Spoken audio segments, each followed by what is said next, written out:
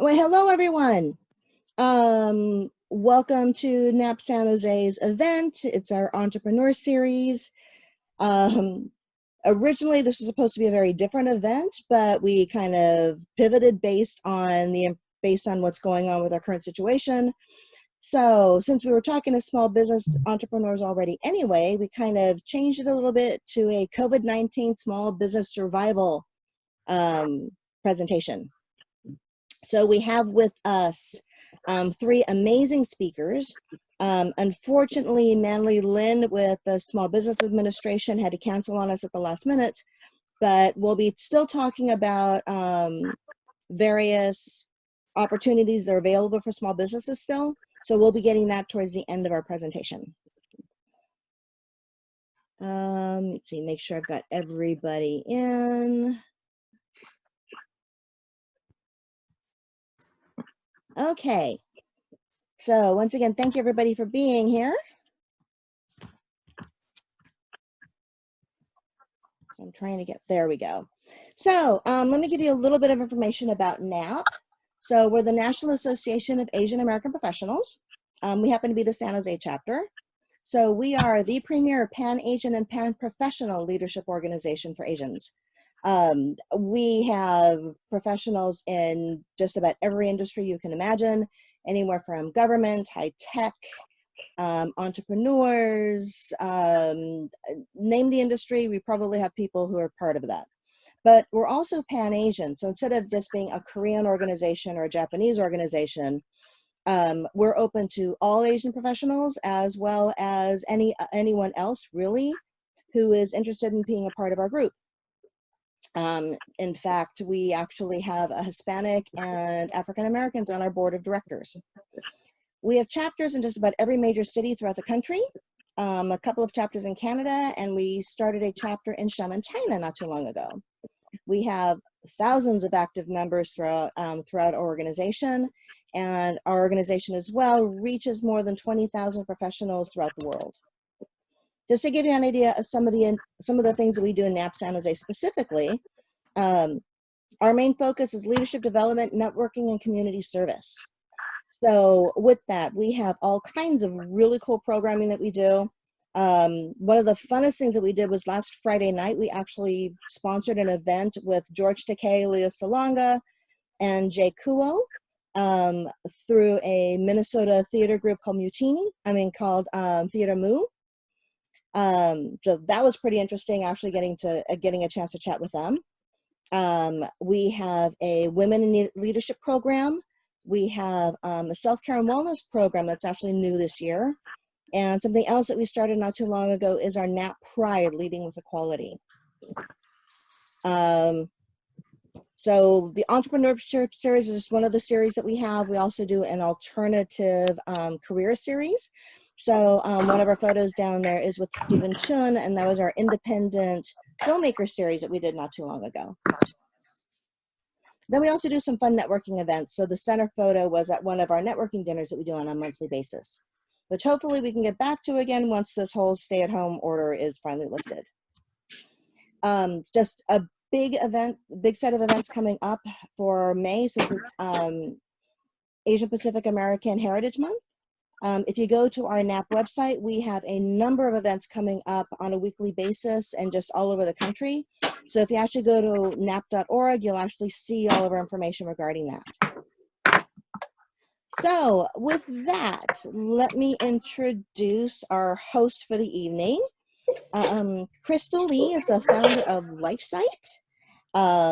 She's the in-arena host for the Golden State Warriors, a host and producer of This Is SF. He has, let's see, she's been also the former Miss California. She'll be leading the discussion for today. As I said, Manly unfortunately won't be able to make it, but let me turn things over to Crystal so you don't have to keep listening to me.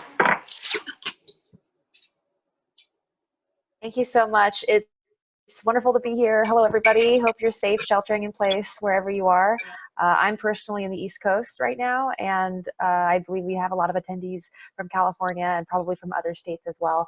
We really look forward to hearing from you in the Q&A section later. We will have plenty of time to field your questions. Just go ahead and type them in, and we'll get to it about 30 minutes out when the session is about to end, so 30 minutes before that.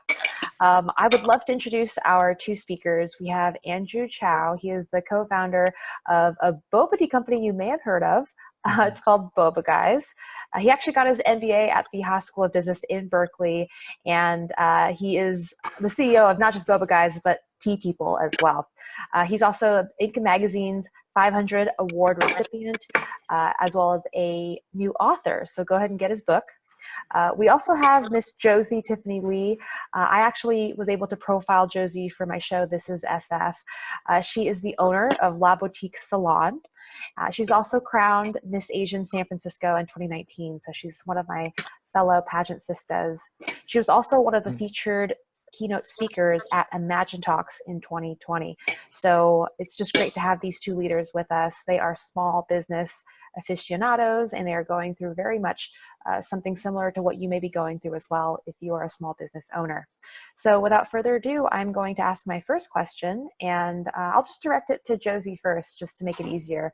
The first question for the two of you is, are you a first-time founder, and how has your journey taken shape thus far? And in particular, can you tell us of any formative experiences or any influential moments that have led you down this path? Well, first-time founder, probably not, because I think a lot of entrepreneurs, they kind of start with a lot of projects first, and this is probably my only one that's made it this far and is successful, I want to say. But all the events that happened in my life kind of prompt me to be a better business owner, because three major ones specifically. One of them is actually about 10 years ago when I was hired off Craigslist to one of my friends now who owns a tanning salon, actually right next to Boba Guys on Stockton. So we actually started her business as she hired me off Craigslist, and that experience taught me that, you don't need a lot to start, because when we started 10 years ago, we were spray tanning people in her bathroom, at her house. And that really taught me that it's not about, having this detailed business plan, finding a huge amount of funds to get started. You don't need all that. You just need to start. So that was lesson number one that I learned through her. And then the second would be developing a skill. And when I got a job at a high-end day spa in Palo Alto, it wasn't just about, the comfort and rubbing cream on someone's face. The thing behind it is it's very science-based, and it made me really care about results, because what is it that I'm adding value to? What am I giving people if I'm just rubbing their face for facials and stuff? So that taught me skill. And then the third thing was actually I joined a multi-level marketing company a few years ago, and that I feel like every entrepreneur should probably try that out and go for it, because that was small business in training, boot camp, because you're fighting against all the stigma and you're going against the wave here. And not only that, but it really taught me how to find clientele. It taught me how to hustle. It taught me how to do things when it doesn't seem like it's possible. And also the most important thing, it taught me a lot of emotional and just personal discipline to be able to be a business owner. So all those lessons kind of helped me develop as a person to be able to have a successful business now. Yeah, that's awesome. Andrew, I'd love to hear from you. What was your journey like? Well, first I want to say hi to everyone, and thanks for having me. I would say it's always hard to follow up to amazing people. High level, I mean, for those who don't know, Boba Guys we're essentially a cafe chain. Most people will say we just specialize in tea or boba or bubble tea. But first, we were not a first-time founder. So both my co-founder and I actually started businesses prior. So I had a business that was related to e-commerce and merchandising in the early days, which we actually ended up selling to another company for very little money. It was definitely not a true exit. And so I learned a lot there. I think we watched a competitor get acquired for a lot of money with Adobe. And so I think things like that taught me lessons about how to see a market, how to lead, how to be scrappy, and how to pivot real fast. But I really think what made Boba Guys kind of, some key experiences, I don't know if you kind of know my personality, is I'm definitely like a person that fell into it, and I'm kind of generally happy-go-lucky. I'm a very cerebral, but I don't think anybody grows up wanting to start a boba business. I mean, I think people say they want to drink a lot of boba, or they want to start like something that's part of their passion. Nobody really wants to wash dishes for 10 hours straight like I used to. So I think those experiences really shaped me. For me, some of the big pivotal experiences started even when I was a kid. I was already like maybe 10 years old when I had to work at my parents' restaurant. So not sure if any of you guys relate to that. I grew up as, an immigrant kid. So my parents didn't have a lot of money, couldn't afford a babysitter. So they would drive me to Fisherman's Wharf, which is where we had a restaurant in San Francisco. And I would learn how to wash dishes because it was illegal to make kids work. But Asians, they don't really care. So I would fold wontons, peel string beans, and do a lot of that. And I think it taught me a lot about just what type of work and good work ethic. I actually didn't mind it, but I used to somewhat begrudgingly say things like, well, I didn't have a normal childhood when I was younger. So looking back at it now, I think that really made me stronger as definitely a food entrepreneur. I think another life experience was I was in corporate for a while. So out of undergrad and after grad school, I spent almost more than 12 years helping run companies. I was a brand manager at Clorox. I worked at a really big company. So Clorox, I was at Leapfrog. I was a global brand manager there. I was a marketing manager at Walmart. So kind of everything I did was all about structure. So especially when you're talking to entrepreneurs, especially in a place like NAP, and I love NAP because I have a lot of friends in different chapters across the country.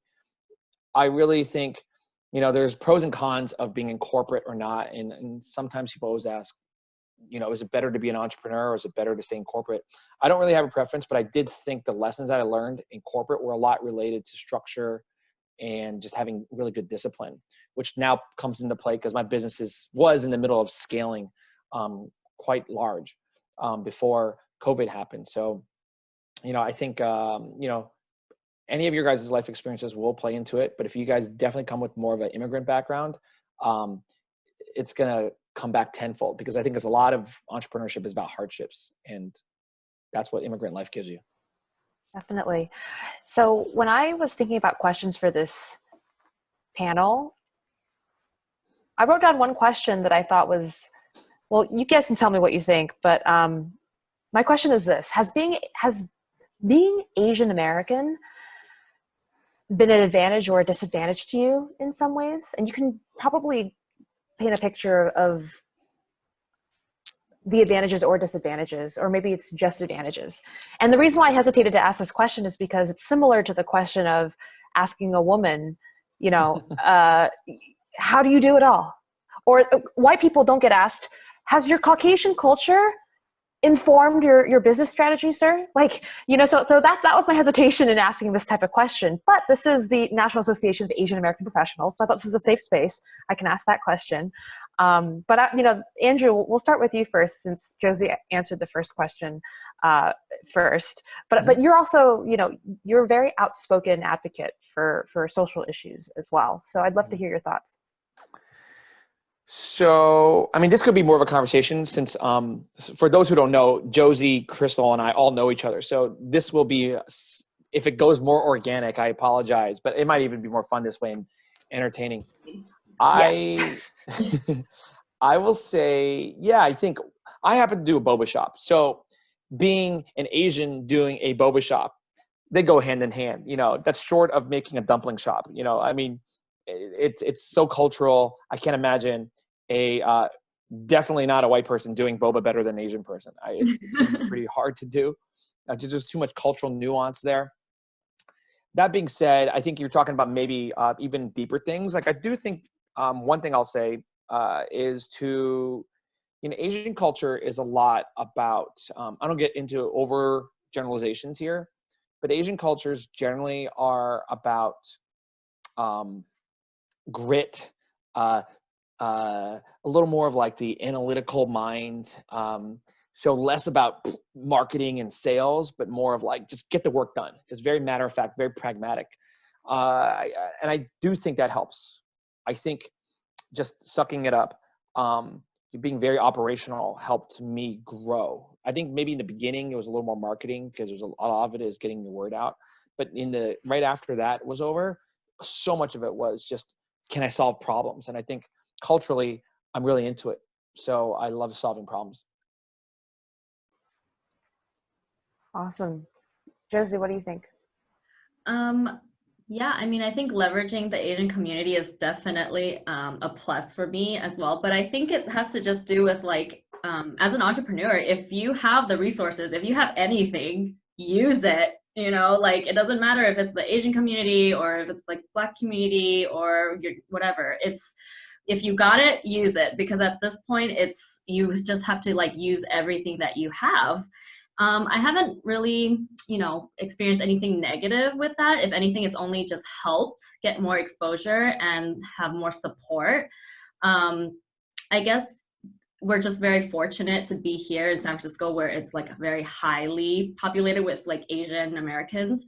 I can't imagine, or I don't know what it would be like if we were in, somewhere in the Midwest that don't have that population or support. I really don't know what that would look like, but maybe in the future when I expand out there, then I'll let you guys know.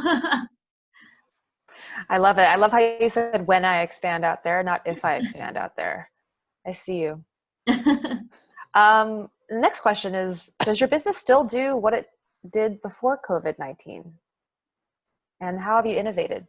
Either of you can run with it. I'm not going to assign anyone. We're back on a baseline. So you can just speak. Yeah, I mean, definitely I am completely just shut off right now. Like there's nothing happening with my shop.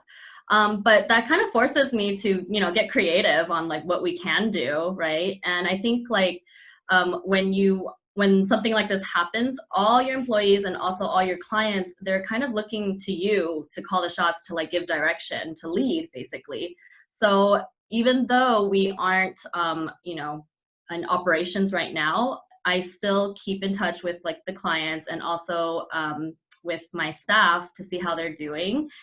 But as of right now, we're just kind of getting creative on on whatever ways that we can to keep the community intact and also like still communicating with everybody. Yeah.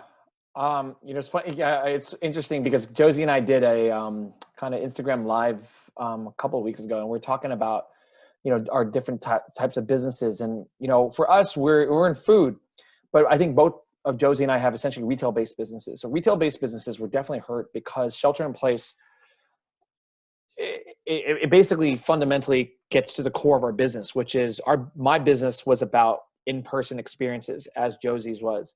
And I think we were shut down for a month. For those who may or may not know, like we went pretty public with what we were doing. So we laid off 400 people. We closed for about a full month. We hibernated. We're probably one of the first in the whole country to close that way. And at the time, people didn't really understand why. And now people know why. And I like to say we made the right decision. But back then people were wondering, why'd you close early? Not every boba shop closed, or not even every food establishment closed, because it's in a gray area of essential businesses. And for us, it was always about public health. So, in the beginning of all of this, we were running into issues where our team may or may not wanted to come in, or their parents, because they live at home. And we have some young employees. They don't want to get, possibly their parents or grandparents sick. So we understood that. So we were just running into all these different issues. So in the meantime, we were like, then fundamentally, if quarantines are going to be rolling like this, or shelter in place is going to last through May, which I think almost everybody knew was going to happen. If Asia wasn't even out of it, and Italy was at the time like going crazy, like there was no way America, given our system and our lack of control and individualists, you can't tell me what to do, free market society. I'm like, there's no way America is going to get out of quarantines and shelter in place faster than every other country in the world. There's no way. Then right away, we knew we had to reinvent the model. So for those who don't know, we went public with the new model, which I would say we're probably the first in the United States. We do what Asia does, which is we use cards, we use temperature checking, and we did a lot of media around this because what we wanted to do was encourage, especially food businesses, to do that same type of quality and QA checking. What's hard is it changed our entire model. So that's why it took so long to rebuild.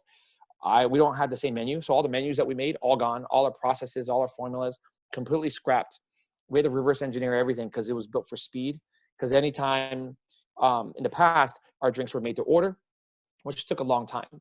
Now we have to get you in and out of our store in and out and picking up in less than a minute. Our entire processes break if we use the old process. So, I mean, I'm a little bit of a, if you can't tell, business nerd. So like for me, that's what I spent a month solving for. It's like, all right, we're going to do X amount of drinks a day. How many minutes is that? And what's the queue time? So I was actually doing it on an Excel sheet, and it took me about a couple of weeks to guess what the model would look like. And we've been open about 2 weeks now, and it's been, it's been pretty profitable, but I would say it's still hard. And now we're running into a different issue, which is hiring. Unemployment benefits are so great, not a lot of people want to come back. So there's all these other ancillary and domino effect issues that are happening as we speak. All of your background in operations and logistics at your previous roles have all come in handy. It's great that you're able to innovate.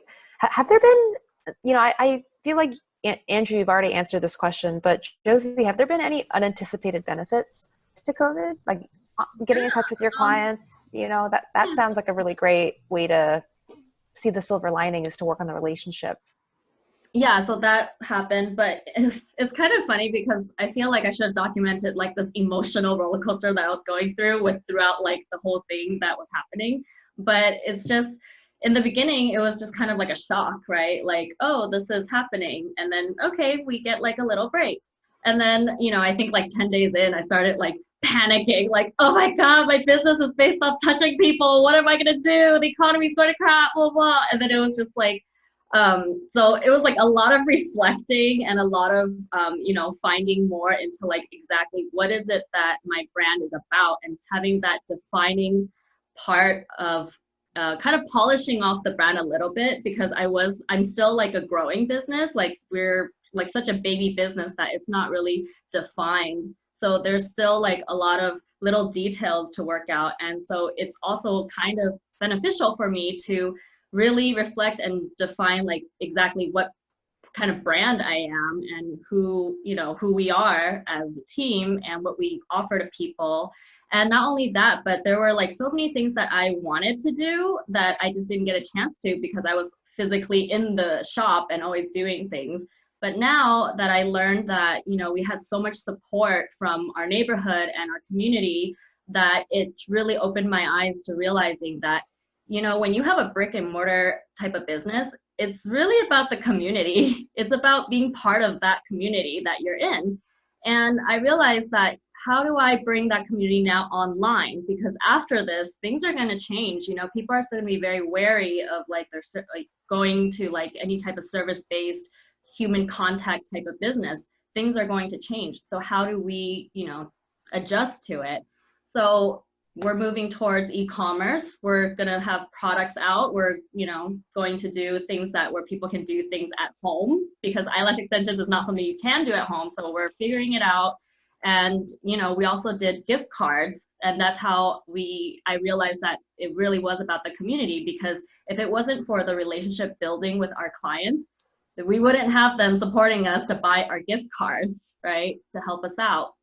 So then I realized that is what it's really about. It's about the community. It's about building that relationship with people, and everybody was just helping everyone. So it made me see that, and that was like the biggest takeaway with this whole thing that's happening.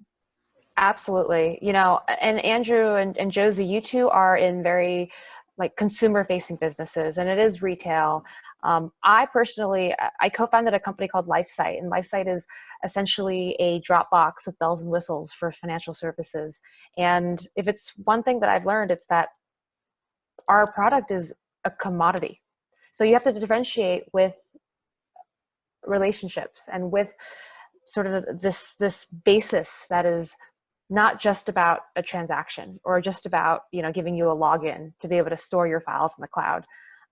You know, I didn't work in retail or anything consumer facing. Our products were usually for financial services, but like the same thing holds true. It's the fundamentals of that business relationship all start from community and that engagement and that feeling of doing business with a human being. I would love to ask another question, kind of similar to the vein of Asian American culture and that first generation immigrant experience. Josie, are your parents from Asia? Are you first or second generation? So I'm first generation here. My mom's from Taiwan and my dad's from Hong Kong. So yeah, I was born in San Francisco, so I guess I am the first generation. So Yeah. Similar to me, I guess I'm first and a half because my mom was born in Taiwan, but my father was born here. But I would love to pose this question to the two of you. How has your parents' sort of culture and their comfort level with risk affected your appetite for risk as a founder, especially running a small business? I think I have like this mentality to be conservative through my own personal experiences. I think with my parents, it was just more like I understand where that stigma is for immigrants to have that extra money stacked up in case of emergency. Because when immigrants come here, they're in a survival mode. Like everything is very conservative, and you know they have to like make sure that they're gonna have something because they just are so uncertain, which is exactly our situation right now. But I got that experience through just like personal like events that I've been through to have like a little bit of money saved up. I think with my parents, they weren't as I think my dad was just always like a hustler. Like he just finds money somehow. And I think his confidence and the way that he worked was like, you know what, you just have to do it and we're going to figure it out. And then no matter what situation we were in, he just figures it out. So then that also taught me like, okay, it doesn't matter. Like you just figure it out. Yeah. Well, Josie, I didn't know we had the same background. My parents, my mom is from Taiwan and my dad is from Guangzhou through then Hong Kong, which is how he got here. And I think a lot of people can relate, especially if this nap, a lot of people probably have more corporate professional careers. And me having that background, I kind of remember first part of my career was a lot more of like conservative, risk averse approach. I do think what's interesting, a little bit of what Josie said is, I'm not sure if you guys are very bookish, but there's a great book I recommend anybody who's thinking about entrepreneurship to read. It's called Originals by Adam Grant.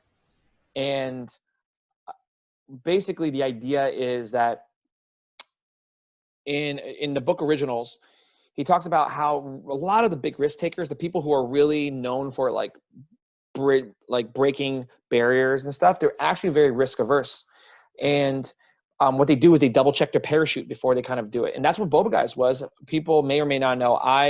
We did a pop-up for a long time, and I didn't quit my full-time job until 3 stores in. My side gig was making $3+ million. Yeah, I still couldn't quit my job because I didn't think it was safe enough. And I think for me, it was because I was still very corporate. I was still very like risk averse. And I think that had to do with because my parents were the same way. They prioritized education, stability, which came because my dad fled the communist revolution. You know, like he came from a different culture in which it was stability and knowing where, having a shelter over your head, and having food on the table was more important. It's so funny though that my dad though is the same reason why I became an entrepreneur. People don't really know this, is that I wrote about this in our book, not to plug the book, but my dad actually came and talked to me, and he basically said, I didn't come, he was a freedom swimmer. So he swam from Guangzhou, China to Hong Kong, and came from Hong Kong to San Francisco as a refugee. And there's about 60,000 people who swam 10 hours from Guangzhou to Hong Kong, which at the time was, you guys know, was free, owned by the British. And so my dad says, if I didn't want my son to be free, I would have just stayed in China. I swam and I escaped because I do believe in the idea of freedom. And you should do whatever you want then. That actually was, if you're unhappy, I was going to be a doctor. I did go to Berkeley to be a doctor.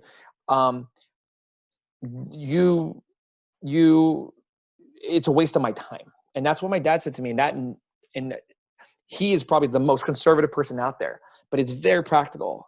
And I say it out loud. I think every parent wants that of their children. So to me, the same person who's really stability driven, and all about making sure you double check everything, was the same person who basically said, I don't know what you're thinking. You're just wasting your time. Be an entrepreneur.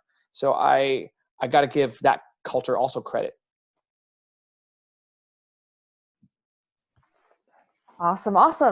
I want to just talk quickly about, you mentioned Adam Grant's book. I love that. Are there any other resources or mentors? Like, what's kept you looking forward, and what's kept you optimistic through all of this? Whether it's books, movies, podcasts, people, give us a little peek into your world, because I know it's probably not always roses and daisies, especially over the last 2 months. Well, when I was feeling kind of down and discouraged because I was going through an emotional roller coaster, there's actually a show on Netflix called Self-Made, and it's about a lady who wanted to get into the hair business, but she was turned down by her old I guess mentor or employer. And then she decided that she was just going to do her own line of hair products. And then it just showed all the struggles that she went through. And, this is back in the times where the segregation and stuff. So it was them fighting against racism, and also her as a woman that wasn't attractive, but still trying to make it in the beauty industry. So that, really resonated with me, and it made me think if she could do it, I could do it. Okay. And then not only that, but just our peers right now, Andrew, he's somebody that I really look up to. He's big brother, because all the things that he does is something that I aspire to do too. So then just watching him on Instagram, and also on the stories, and also all these other influencers or entrepreneurs or great entrepreneurs that I can look at on my social media, inspires me to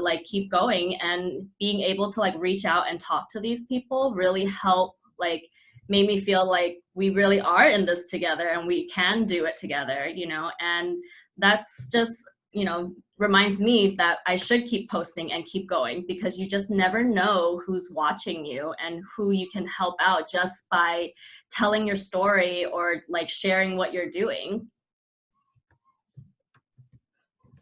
Yeah, I just saw Andrew sent a couple of book recommendations out. Yeah. I love Brene Brown. I also really, the Power of Vulnerability is huge. Yeah. Yeah. I'm going to make mine short. Yeah. And first of all, thanks, Josie. I like Josie and I vibe. I like people who have the hustle. And I think if you're an aspiring entrepreneur, I think really follow Josie. And not to say follow my Instagram, but the reason I say that is because it's hard for me to convey what I'm about to say without kind of just seeing those resources. And I don't want to talk too long. So those books, if you follow my Instagram, I'm always talking about books, kind of my public persona, my private, these two see my private life too in my Facebook. But in my Instagram, it's kind of what I use as my business, I won't say business persona, but it's essentially business persona. And I talk a lot about books. I talk a lot about leadership theory. For those who don't know, I teach leadership and entrepreneurship and strategy in both Stanford and Cal. And so I just love really kind of growing and just pushing yourself to the limits. I do have amazing mentors. The one thing I'll add to, in addition to that, because I don't want to talk too much about, it's weird always talking about yourself. For me, mentors are everything. Like, I have an amazing set of mentors that really bet on me before Boba Guys even grew. Like, these are people who saw that I was I'm a dreamer. So if you guys, anybody identify, I just love dreaming really big. Today's my post. I have this obsession with Walt Disney. I know way too much things about Walt Disney Company. And it's just because I love dreaming. I love the idea of possibilities. I just love inspiring and motivating. And so I run my company that way. All the organizations I'm a part of, I kind of do it all that way. So a lot of it has to do with the book. So to me, it's not about one specific book or one specific person. It's just surround yourself with books, people, and an ecosystem that's about dreaming, about optimism, about changing things, and always learning. If you have that learner's mindset and what they call it doesn't matter what book you read at that point. That's why I named 5. I named 5 books that's the book that I give every entrepreneur. I get a lot of DMs on like, which book should I read? Andrew, I want to be an entrepreneur like you. And I kind of have a list, and I just drop that list. And that's the list I give everyone, because it's a diverse list. There's a lot of books that are kind of like How to Win Friends and Influence People by Dale Carnegie. A lot of books that are about generalism versus specialized by David Epstein, which is range. You can do that all day, but the idea of it is to have enough of a knowledge base to then do anything. And I think that's what I encourage. I was on the flip side of this a decade ago when I was in NAP. I wasn't in NAP, but I went to NAP before. But when I was a Asian professional, like in corporate, I really was figuring out, should I be an entrepreneur or not? And so much of my life was about learning about yourself and just pushing kind of your own boundaries. I have a question for you. Do you know anybody who's regretted being an entrepreneur? Oh, yeah, all the time. Really? Okay. I personally, I just am not surrounded enough by people who divulge that, but I feel like popular culture, there's so many examples of successful entrepreneurs, right? And the successes are constantly in our faces and they reverberate everywhere, but we rarely hear about the failures or the people who really, really regret it. So, well, if I had a couch behind me, you could just give me therapy, because a lot of the founders I know, that the reason why you haven't heard of them is because they go back they hide. I happen to know of them because they go back into corporate, whether it failed or burned them out. The one thing I'll say, I don't know if I felt like I had a conversation with either one of you two about it, because we're all entrepreneurs. It takes a toll on you emotionally. Like, it really, really messes with the way you think about your identity. Because if you're an entrepreneur, your whole identity is wrapped up in your business, especially because you're consumed. How many birthday parties, how many weddings did I miss in my first 3 years? I missed probably 40, 50 of them. I missed my own cousin's baby shower. So because I had to work on a Saturday because 3 people called in sick on the same day. It was like the worst day to do it, but that's what happened. And I think you never forget those, and it stays with you. So it's not, I know people think entrepreneurship is sexy. It's not sexy. There's a lot of great things. There's a lot of bad things. Yeah, I was telling Andrew the other day, because on his Instagram, it would say founder of, all these business, and then he wrote janitor on it too. And I was I totally felt that, because in the pageant world, I'm all glamorous or whatever, but nobody knows that I'm the one scrubbing the toilet and everything, right? Work. And your bathroom's really clean, Josie. I can attest to that. You do a good job. All right, now, I would love to transition to asking Andrew some questions about some small business resources. I know that over the last few weeks, you've gotten very intimately familiar. I've also seen you doing, lobbying out in DC. So Yeah. thank you for doing that, by the way. Thank you for doing that on our behalf and for being such a great representative. So we do have a slide that shows us a couple of URLs. Could you talk to that? Talk to some of that for us? So full disclaimer, most people know me as Boba Guys, but I also am, I serve a lot in the Small Business Commission, a little bit in the White House. I'm on the we help with it's called the White House Initiative for Asian Americans and Pacific Islanders. It's called the WIAPI. So there's a lot of things that I do on the personal side, which this is a part of. So full disclosure, this is my own nonprofit's website because I'm on the board of ACE. So what we've done at ACE is the collection of, it's the Asian Chamber of Commerce and Entrepreneurship. So the idea is that there's all these Asian Chamber of Commerces across America, and they all roll up into ACE. And then we have MOUs, which is Memorandum of Agreements with, of Understandings with each of these nonprofits. So what we did was we were finding out that when, if you have any questions, let us know. I can get more specific or take it offline, is that when people were applying for COVID programs like CARES Act, the EIDL, which is EIDL, the Economic Injury Disaster Loan, the upcoming, we call Main Street Lending Program. There's all these programs that the government was passing through both the Senate and House, through Congress, and then get ratified by the president, that we were getting confused, especially in the Asian American community. And we were running into language issues. We're running into just basic, how do I apply? Because they don't have books in order. Like, a lot of small business owners, they don't have like the bookkeeping perfect, including my parents when they ran a restaurant. I could tell you that's why they needed me to translate everything in English. And I think, so we made a website for all of that. So if you go to acesmallbusiness.org, that's what this website is. It's, I think it's in 6 different languages. So Vietnamese, Korean, Japanese, Thai, and English, of course. And then there's broken out by sectors. So if you're in retail, government, you can actually go in and click and see really some of the specific programs for you. Now, here's a problem. Every day, in the private sector at least, there's more and more grants coming from Verizon, Facebook, your local government. You can't keep track of that. But this is a great starting point. And then as it goes, we generally update it. So this is not really it's a plug, but I'm speaking on behalf of the SBA here because the SBA really helped us feed this program. And so I know Manly couldn't make it. So I'm putting, if I have a figurative hat on, I'm putting on, and this is my SBA hat. So just make sure that you guys, if you guys are eligible, the second round of stimulus for PPP is running out. So hopefully get it in the next day. Otherwise, I think the 300 mil is going to run out soon. If you guys don't know, 60 million was allocated to minority businesses. So one thing I generally lobbied for, especially when Trump got elected president, the administration was trying to get rid of the MBDA, which is the Minority Business Development Agency. They're the people who help minority-owned businesses get access to capital and government contracts and all that. So organizations like that now are being used to administer the COVID-19 programs, because I think the government on both sides recognize that there's a lot of people who are impacted that need a little more help than even everyday people, like I would say Bay Area. We're pretty web savvy and internet savvy out here, but COVID obviously has hit low income and ESL communities the most.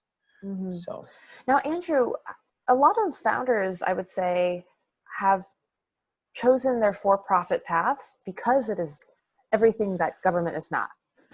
So how did you find yourself involved with the SBA, and has it always been something you've had the patience for, or did you have sort of a change of heart after realizing in your growth that you could make a bigger impact?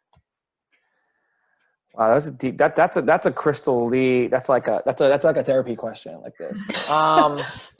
Because I think here's the deal with politics. The bigger you get as a small business owner, Josie, I think it's going to happen to you. Once you get 4 or 5, like it really starts, you start getting into permitting and moving things faster. And I'm sure people can relate to this, sliding, certain papers and getting your paper at the top of the stack. That's essentially politics. And it's hard. Some people call it dirty. I got into politics because I got to know Mayor Ed Lee, who was the mayor of San Francisco. And Boba Guys at the time had 4 or 5 stores, and we were like the hot, where everybody was like, oh, Andrew and Ben, my co-founder, are building the next Phil's Coffee. That's kind of like what was in the media, the next Blue Bottle. So then, the mayor, who happened to be Asian, and he had daughters who liked Boba Guys, were like, oh, and we happened to be a part of a gala that I ran into him. And he was like, oh, I love your stuff, by the way. I was like, what? The mayor drinks my boba? I didn't even know. Ed Lee drinks boba. So that kind of stuff got us involved. And so as he was building small business programs, me being an entrepreneur, I'm sure you two can relate, and anybody else can relate to this, is you just want to fix things. That's really what it comes down to. Like, this is where you're an entrepreneur and you're an Asian, so you're doubly like, let me just fix it. Like, it's like Ronnie Chang. You know how you fix America, put an Asian president, because if it's broke, they'll like beat you over the head and hit you with the clothes hanger until it's done, right? Like, that is the culture. So to me, I just got so frustrated with bureaucracy, with certain things. And given that I grew up with a background that was very grassroots, and I grew up poor, I knew all the trouble we had when I was poor. I remember what it was like for family members to file for unemployment insurance or not know how to read an application. I remember because I was the one reading the application to my parents. All of that, I don't want to get into a rabbit hole. That is why it was so important. And I do encourage, you guys probably know this, not you, I'm speaking to the general audience, is that the lowest voting, smallest percentage of people who vote, basically the most inactive voting bloc, the least engaged, is the Asian American community when it comes to politics. Number one, of all the different types of demographic segments out there, the lowest percentage of engagement is Asian American. And I want to change that. So I'm actually here, and I like talking about small business stuff, but I'm not sure if you want to talk about Boba, but at the end of the day, to me, I'm most passionate about making sure that people see Asian community leaders, Asian community influencers, and just entrepreneurs have a bigger voice, even if it's in a company. Because I was that person in a company. When I was at Walmart, imagine how white Walmart is, right? It's like, how does an Asian American with my style, my culture, our culture, how do I try to get a promotion when I'm not really good at talking about myself? Asians are like, oh, I'm okay. Like, I'm not American. I'm not like, yeah, I'm the best in the world, stereotypically. I think I had to work on that. Now I'm a little louder. I'm loud for an Asian. I think that you are too, Josie. Both of you two. I mean, both of you guys. I see Crystal on the Warrior Stadium. Like, oh, that's my loud Asian friend. She's not afraid of anyone. I think because of that, that's what I would encourage this. If there's any final thought, that's what I would tell like the audience today, is just like, own our culture, make us proud.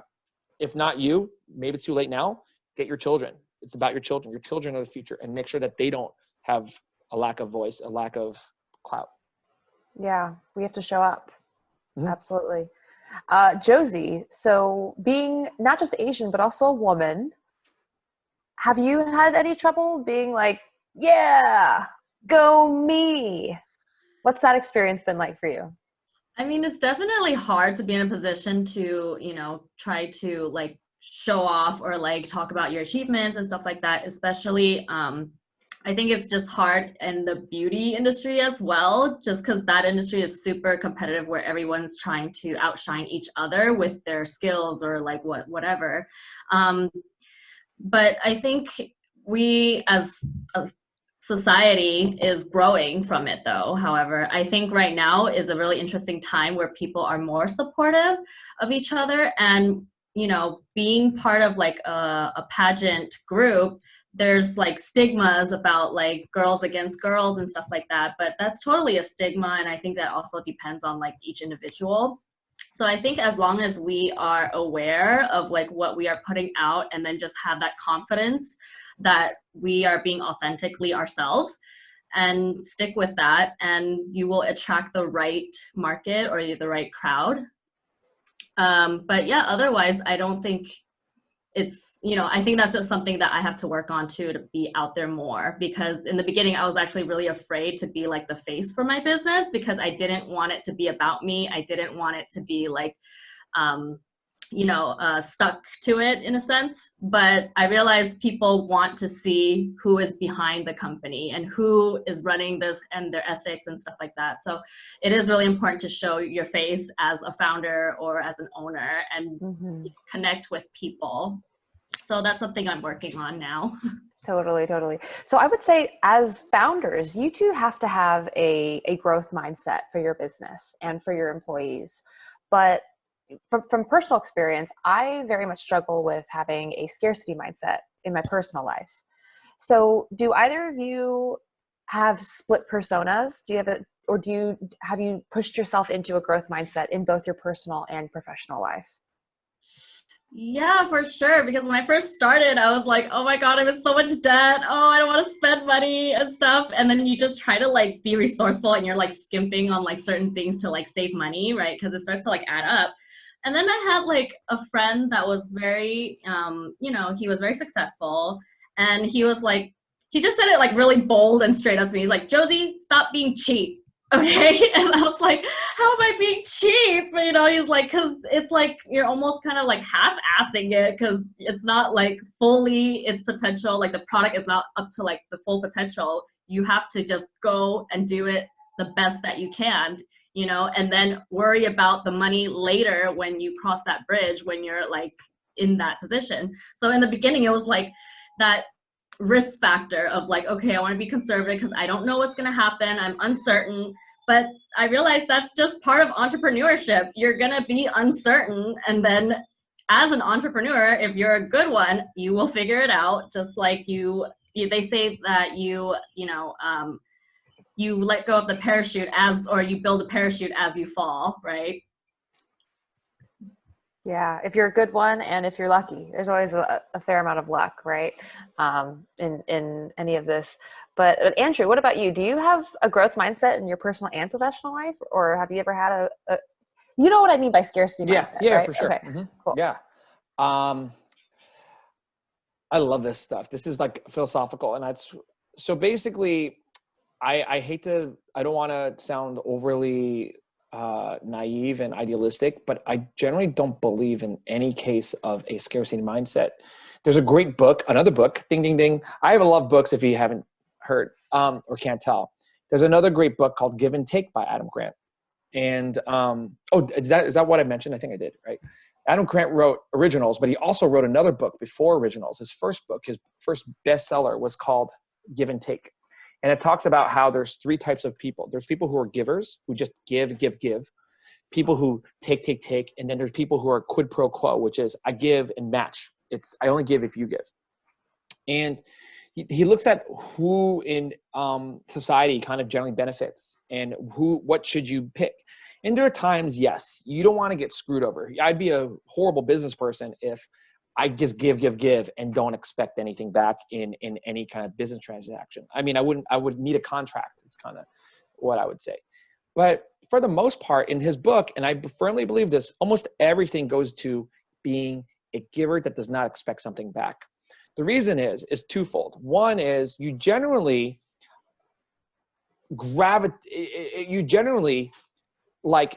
you attract wrong incentives if it's about, I do this for you and you give me something back. It just creates wrong incentives. And then the second thing, which is really what the book is about, it makes sure that you create an ecosystem around you that are like-minded people. So it's like in a marriage, or relationships or business partner. I have a great co-founder where if it were about tit for tat, quid pro quo, it'd be like, well, I'm going to only put into Boba Guys as much as you put into Boba Guys. People know, like, I put into Boba Guys not knowing whether my co-founder is going to pull his weight, especially in the early days. I didn't know.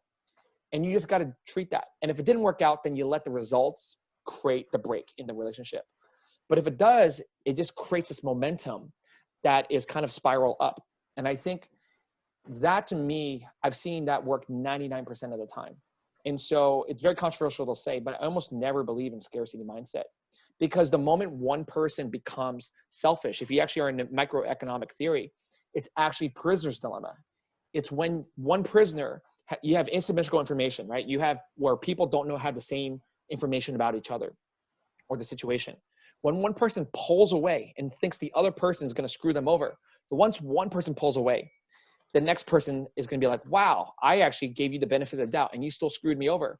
Then the next round, you do the same exercise. The next round is both of them are going to defect, and it creates a downward spiral. And as long as there's repeated situations, repeated events where you work with the person again, that's a repeated event, you will never have the upward spiral again. You have to get back on the same page, which is called symmetrical information. So the issue is that there's scientifically almost no real reason why people should do scarcity mindset. If you talk to most pioneers, Elon Musk, I mean, I gave away recipes, these are real recipes in our book. Why did I give them away? Because I believe in abundance. Now people will, I don't know, think Boba Guys is the authority. Who gives away all the Boba recipes in their company? Well, Elon Musk gave away his patents, right? It's, you know, Walt Disney didn't like have that many secrets. You know, he gave away a lot of his formula, and what made him special and his magic was not the Mickey Mouse, was not who the animators were. It was the idea that he could share and make something that was passionate, that he was passionate about, accessible to everyone. That's my soapbox. That's great. I feel like I just got treated to like an Andrew, like TED Talk, 3-minute nap webinar, quick bites. That was awesome. Yeah, that was really great. The realization I just had listening to your answer is that the irony is that someone who has scarcity mindset is the one who loses. Yeah. Because of the scarcity mindset. Yeah. Right. It's this, I'm afraid that I'm always going to get shafted. So I'm going to live in this mindset of selfishness and me first, because I'm going to get screwed otherwise. But it's that very mindset that actually relegates that person to being less likely to be a winner. Because the only other people around that scarcity person is going to be other scarcity people. Right. I have my inner circle. I have no scarcity mindset people in my inner circle. We were talking about, all the Asian American influencers that we talk with. Mm-hmm. I can tell you, none of us are scarcity, because we could smell it. You could smell that they want something from you, and we don't say anything bad. We just like, so I don't go out of my way. If I'm throwing a party, I don't go out of my way and invite them, and so you start creating a stronger and stronger ecosystem in which somebody who feels scarcity, now it started with 5 abundance mindset people. Well, now there's 50. So if it's the 51st person is scarcity, all 50 of us, now that we're so big, we're like, what are you doing? Not invited next time. And they're going to learn. And the only way they get into the ecosystem is they have to kind of agree with the culture. And it's the only way. But how much of it is that you drop the scarcity mindset once you've made it, versus you made it because you never had the scarcity mindset? I think it's chicken and the egg. I don't know. Let me think. I mean, the theory about scarcity mindset versus abundance is that, generally speaking, it's causal, meaning self-fulfilling even. Like if you have an abundance mindset, it almost like wills. It's self-fulfilling, self-prophesying. Like people call it projecting. People call it willing. Some people call it the secret. Right. The manifestation. Yeah. Mm-hmm. That is the case. I rarely meet a cynical person who hoards everything that stumbles into $1 million, like randomly, unless they found $1 million or they inherited it because somebody died. Like, I rarely ever see that person. It's just, they don't have no vendor is going to work with them and give them the benefit of the doubt. Everything is about the actual transactional value, not the augmented value that is built up. The whole is greater than the sum of the parts. You don't get any of that in scarcity mindset because there's no trust. Yeah. Awesome. Well, we have 20 minutes left. I would love to get to some of the questions in the chat. We have a question from Angus. He actually entered this quite early in the session. How has your business school experience, Andrew, informed your Boba Guys growth strategy? That's a good question.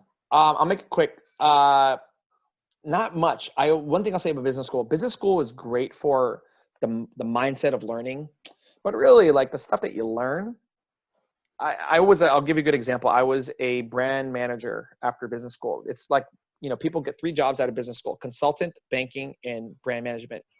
and I was at Clorox brand management. And so I was made to run PepsiCo and Coca-Cola as kind of my dream, right? But when you go to Clorox, you do not learn anything in those textbooks. Like, you learn how to maybe work with people on group projects. And I don't know if Josie feels this way. I'm Aladdin. I'm like a street rat, you know, like street rat.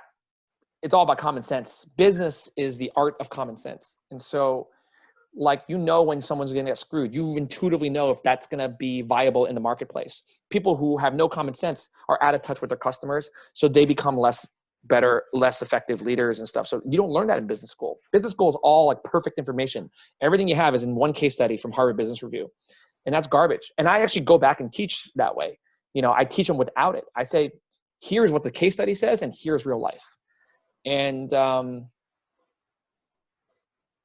I would like to say our students like the way I teach. So, I mean, I got good reviews. So I would like to say it works, because I think not enough people, I don't know. I don't think things are, I mean, I definitely good think to a it's certain point. important though. Like, I mean, obviously it's important, because I feel like sometimes when you go to business school or you like work for corporate, you have more structure as well, because I feel like a lot of people who don't have any of that background, it's kind of messy in the beginning. That's true. Yeah, and I think it's important to have that skill too, to like know how to structure it like a corporate if you want to get bigger, so that it's like a system. Yeah, that is true. But do you think you need business school to get that? Like, I mean, you don't need to spend $200,000 to have structure. That's kind of like, I will say, you want to go spend $200,000 if you want to maybe have pedigree. A lot of companies won't hire you to be a SVP or higher unless you have an MBA. That is true. I mean, I know that for a fact, sadly. Not every company. Silicon Valley companies you don't need MBAs, but a lot of like the traditional ones, like if you don't have MBA behind your name, like they're going to be like, well, you know, they always say you don't fire anybody for hiring McKinsey. It's like, well, he's a safe bet. So a lot of people who have COIA, a lot of cover your ass culture, which is corporate, you're going to then hire the safe bet, the pedigree. And that's where I do think it's like getting straight A's. Just because you have straight A's doesn't mean you're going to get to a good school. But if you have bad grades, chances of you getting a good school, 50-50. So I think it's a check mark, but I don't know it's the only way. I don't know what people think. If like Josie, this is me talking to you. I don't know if you are so street smart. If there's anything, maybe corporate would help, but MBA, like you would actually, it's like the show Apprentice before Trump became a different person. Yeah. Someone like you, Josie, would win The Apprentice, because it's all about, you know, knowing who's got the power, who's got the leverage, how do you win. The hustling people are the ones who win in society, and essentially on that show. It's not the book smart. It's rare. If you can combine them, if you go to your MBA and you're a little bit of a street smart person, that is a killer combo. Andrew, why did you go to business school? Honestly, I think, I don't want to make it about, if other people relate to this, let me know. I think I was lost, and I think I didn't know what I wanted, yet I was told I was smart, but deep down inside, I knew I was a rebel.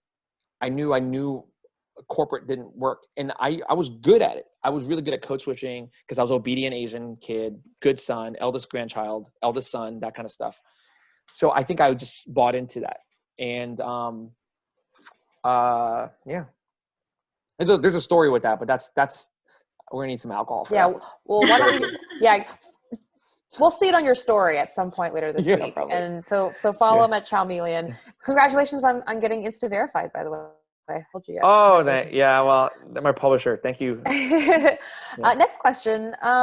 What are some organizations that you're involved in, or organizations that we can all get involved in that might be a pipeline to develop Asian American leaders in politics or Asian American involvement?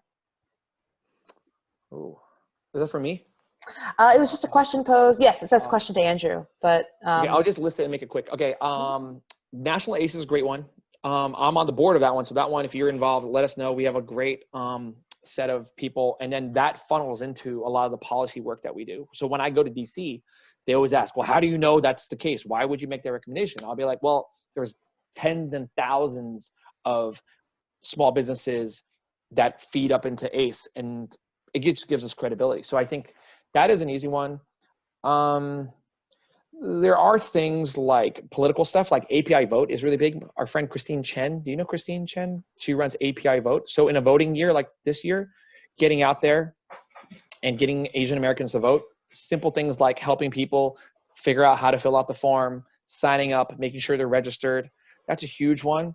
Again, we are the least engaged demographic, so we need to improve that. And then lastly, maybe, you mean there are political organizations like KPAC and Apex, which you can just donate to. I'll type it out, but that's just going to be money. So I guess I'll put it there. If you have extra money, just donate, because they create pipeline for future congressmen and women across the United States. So Apex does that. They have a great gala at the end of every year. We call it Asian Prom. And then KPAC, which is the Asian American Caucus, which Josie Tiffany Li started with, I think, Norman Mineta. So there's actual organizations to do that, but there's a lot. I'm going to just write them. Awesome. Well, in the meantime, while you're writing that out, there's a question for Josie. Josie, knowing what you know now, what advice would you give yourself at the beginning of your journey of opening your business? You know what I realized is that success actually lies in the level of awareness that you have for yourself. Because I realized, like, looking at, and I'm using fashion references because I don't really know anything else, but like, if you look at all these like top designers like Vera Wang, Jimmy Choo, or like Chanel, the creators and the directors, they all have their own like crazy style, or any type of, person who's like really solid with like who they are, and they rock it and they totally own it. It really, that's how you like stand out. You're the original. Because in the beginning, it was, and I see this a lot too, where a lot of people are trying to like mirror something, or like don't know like what they want or who they are. So then they kind of like start to take from everything, but then there's no actual like solid route. So during this time, I realized that the confidence that I was lacking is because I didn't really know who I was and what I stood for. So until you are very clear about who you are and keep developing yourself, the cash flow will follow, the community will follow, the people will follow, because then you become, that's how you develop yourself to be like a leader, to lead this group of people. And that's what I realized with success. So in the beginning, I think it would be like to stop focusing so much on like the small things, and it's all starts with like inner work. And that is when you start to like really grow. And that's also when I started noticing that my business was starting to like take off, when I started taking charge and taking, showing like who I am as a person. Got it. So a lot of it is almost acknowledging who you are naturally, right? And just embracing your natural instincts in building your business. Yeah. And like, preaching it and like showing it. So I'm also still doing that, but I realized that, the success comes from my certainty of like who I am and what I stand for. And then you have to just be really strong on it, and then the people will follow. Awesome. We have a question for Andrew from Eugene. With the coronavirus having such a big impact on the food services industry, what are your plans to adjust your operations to respond to things like not having employees immediately available because they might want to stay on EDD longer? It's a great question. I was literally on something because I don't have a good answer. Great question. Here's the hard part. The hard part is, for those who don't know, and this is going to affect everyone, even if you're in corporate, is that the PPP is the talk of the town right now. Is that everybody is starting to who can get it is getting it right now. You have 8 weeks to spend it. And then related to that, you have an issue where if you got it, or even if you don't have it, you want to hire people back, but you have shelter in place, but you're leaking money. You have rent that you have due, you have vendors that you owe money to, all of that. And so you have to slow down your burn rate. So what in either case, whether you have the PPP or not, PPP just speeds up whether you want to hire, but you're going to run out of people to hire. Most people, what I see, which is what we're doing, is you have to figure out how to work with less labor. It's counterintuitive. PPP, if our PPP loan is about to come in, it's about $1 million. You can back over the envelope how much my payroll is. So it's not huge as a PPP. PPP goes up to 10 million, but we're moderate sized, right? The average PPP loan was, I think, 200,000-300,000. So we're about 3x that. So the issue is that I have to spend 75% on payroll. I can't even hire that many people because, as we said, the unemployment's been really hard to kind of get around. And so we've been figuring out, are there ways to then still generate income that requires less labor per dollar that you're making? So for me, it's like e-commerce, consumer packaged goods. In my world, it's actually lowering customization. So I'll give you a very pragmatic example. When I used to sell a drink for $5, it's $5 even, let's just say. Of that, maybe 30-40% of every time I made $5, 30-40% went into labor. Now I need to get it so that with my same labor, I can get more revenue, or every time I make $1 in revenue, use less labor. One of the two.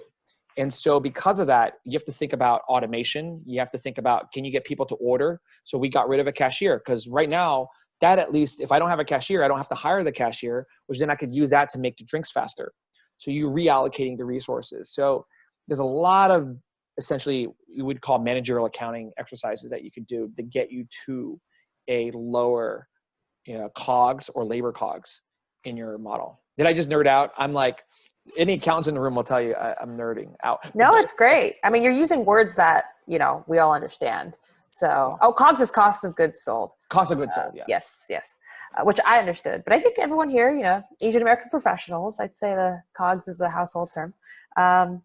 Next question, kind of similar to this vein, because this is on the vein of lowering labor costs because you'd be outsourcing this to third parties. How do you develop effective partnerships with delivery, right?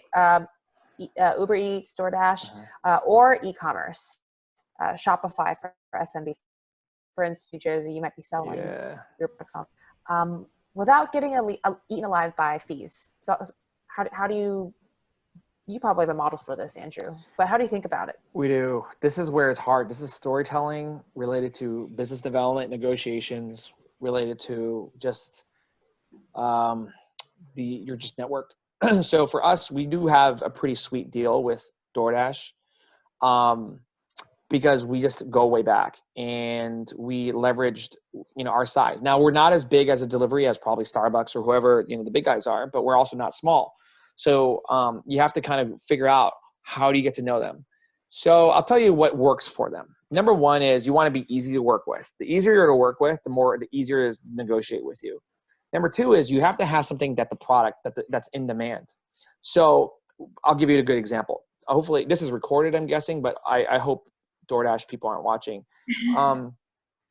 Is that when we were negotiating with DoorDash, this is not sounding Asian, and I apologize. This is my New Jersey Asian coming out, where I'm like Italian Asian.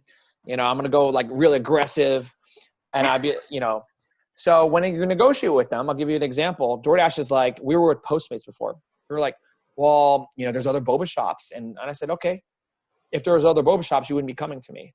If there was other boba shops, Boba Guys wouldn't be the one with lines out the door. So this is an Asian flex. I don't like flexing, but I have to flex to them because I'm negotiating, because they're saying I'm just like other boba shops. We're talking about commoditization. I had to decommoditize myself. I had to say, well, if that was the case, then why do you want me so bad? So pick one. Am I like everyone else? Then you wouldn't have called me. And if I'm not like everyone else, then treat me like not like anyone else. Get it to be those binary decisions. This is business development, right? And we had an honest conversation, and they're like, okay, fine, you guys are important. I'm like, I know. Not I know as in we're cocky. I know because you really wouldn't have reached out so hard. So just admit it. Now that at least gets us on the same page. Now the question is how busy do you think we're going to make you? And then we work something out. And then sure enough, when we switched from Postmates to DoorDash, we became their top drink. And we don't even have a deal. A lot of people have like $1.99 on DoorDash or whatever. It was just straight up, And that's where the brand comes in. You have to then bet on yourself and be confident enough to fulfill on the promise. It would be super lame if we made such a big deal and then go to DoorDash and turn on a DoorDash and us be like the second to worst performing drink on their platform, because then it would have been this huge, like, there's this huge like flex. And then they would be like, oh man, that's a lot of noise for like very little gain. And I think that's when you lose them.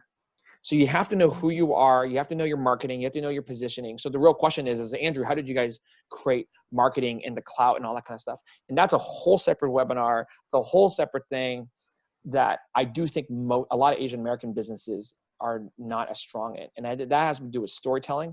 That has to do with value proposition. And that has to do with just the ability to make yourself not about the product. And Asians culturally have a huge problem. That's why Asian brands have a hard problem penetrating consumer markets. Just think about it. And I'm an ex-CPG guy, and we would always study why Western brands would always dominate Asian brands. And I think it has to do with culture. We're more about utilitarian value versus augmented status value. Right. It's all about practical. Yeah. What does this do? What is its function? Yeah, exactly. You know, all these other values and emotions that come with this is not real. Right? Well, brand. So a brand. What brand are you talking about? My mom, funny story. My mom, when we started Boba Guys and we used organic milk. I never told this story. So my mom's Taiwanese, very practical, tiger mom. She would be like, Zai Dai, in Mandarin, be like, why would you use organic milk? It's just a waste. No one cares about organic.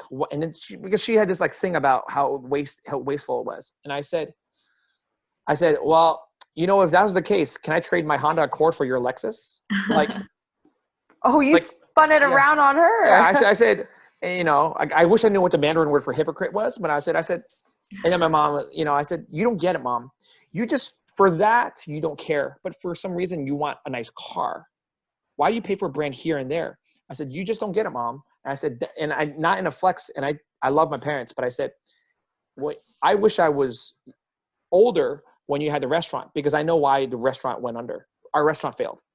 And I said, Mom, you and Dad never, and the family never understood how to create value. You never did. And I get why. Immigrants, practical value, food is food. Asian food's Asian food. Boba is boba. Cars are cars. But that's not the case. Cars are not cars. Louis Vuitton, Hennessy, those are brands. Why do you spend money on them instead of a white label brand? So I think it's just a mentality thing. If you can get over the hump, you'll kill it. Yeah, it's a mentality thing. It definitely is. And it's kind of a similar thread to the whole growth mindset too, which is you have to be able to think beyond what's in front of you. And have faith that what you're building, even though it's not tangible in the beginning, will lead to tangible results. So yeah. Well, thank you so much. We are actually nearing the end of the session. I want to thank everyone. If you have any last minute questions, if it pops in the next 30 seconds, I will ask Andrew and Josie. But if not, I just want to say, my mom's from Taiwan and my dad's side is from Guangzhou too.